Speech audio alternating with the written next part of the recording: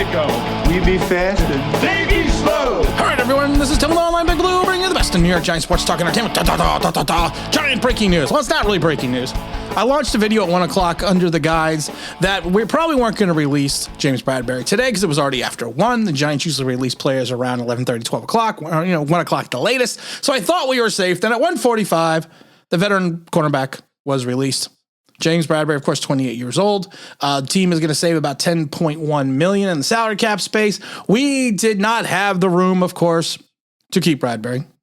It's one of those things that it's a guy you wish you could have held on to. It's a guy that, yes, he may have lost a step a little bit last year, but he was not the reason why the defense collapsed as much as it did. He's a true lockdown corner in this league.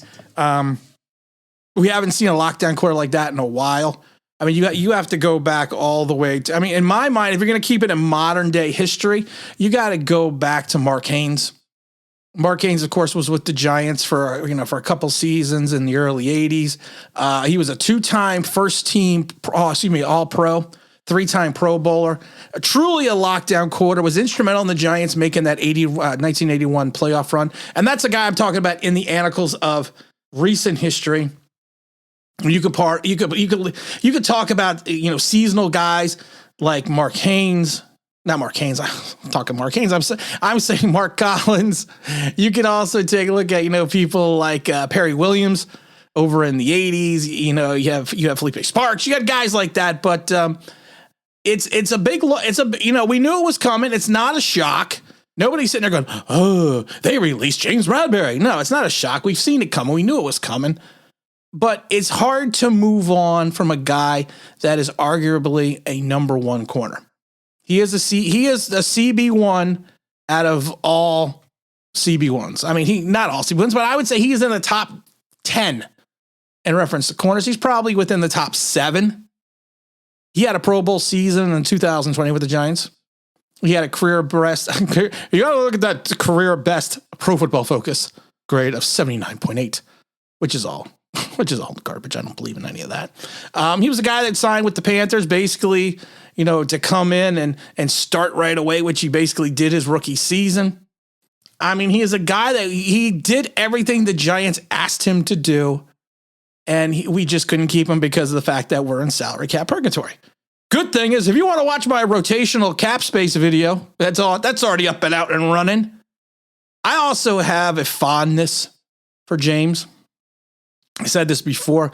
I take my son to football, to Giant games every year. We sit in a lot of times, not a lot of times, we sit almost every time in the coaches club. So there's a tunnel and there's a glass that you can watch the players walk back into the locker room from inside the coaches club. And my son was sitting at the glass. He was 9 or 10, I can't remember. And he was banging on the glass, trying to get the guys to wave to him. Everyone else just walked on by.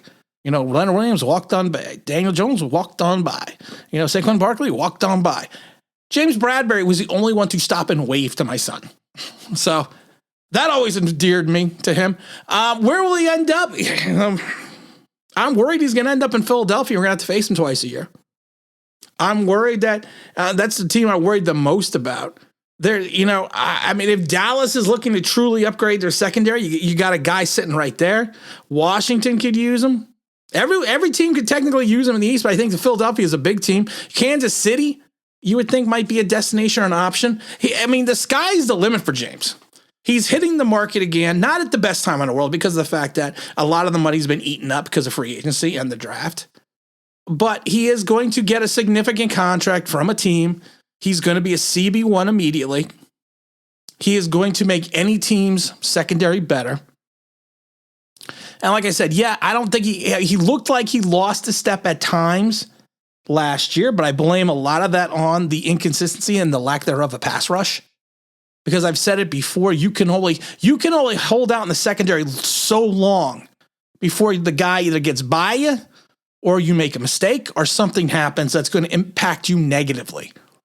And he has always been James is a professional. Plain and simple. He is an NFL professional player. He is a professional CB1. And you're not going to get all the garbage you get with some other guys. He comes in. He does his job. He does it well. And he won't embarrass your franchise on or off the field. And like I said, this isn't a shock to anyone. And we wish him well. Because I wished DeAndre Baker well. I wished any player that we move on from well. And I wish him well from wherever he goes. His 2-year stop with the Giants was a memorable one at times. It showed this organization, I hope the fan base, what a true starting professional CB1 corner in this league is all about. And James, we here at Online Big Blue, we salute you. And, we'll be following you through. I'll be following to see where you go. I would prefer if you went anywhere but Philadelphia. But again, this is Tim with Online Big Blue, bringing you the best in New York Giants sports talk and entertainment. And as always, if you could like, if you subscribe, if you ring that bell, you know what that means. That'd be awesome.